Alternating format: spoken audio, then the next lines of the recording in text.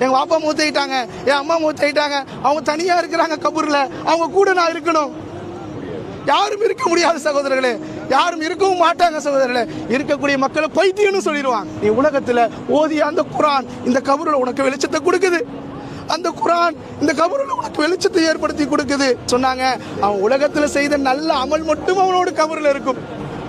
அல்லாஹ்வுக்காக செய்யக்கூடிய இஹ்லாஸான அந்த அமல் அவனுடைய உள்ளத்தை மாற்றும், அவனுடைய தக்வாவை உருவாக்கும்.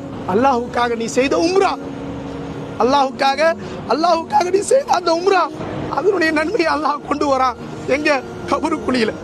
கபூருக்குழியில கொண்டு வந்து கொடுக்கறான். இந்த நீ செய்ததை, உன்னுடைய காசு பணம் போயிருச்சு, உன்னுடைய சொந்த பந்தங்கள் போயிருச்சு, எல்லாரும் உன்னை விட்டு பிரிஞ்சு போயிட்டாங்க. ஆனா உலகத்துல நீ அல்லாஹ்வுக்காக செய்த பத்தியா, இஹ்லாஸோடு, ஈமானோடு, தக்வாவோடு, இறை அச்சத்தோடு இந்த அமலை உனக்காக கொண்டு வந்திருக்கிறேன். அல்லாஹ் கொண்டு வந்து கபூருக்குழியில நம்ம இடத்துல கொடுப்போம்.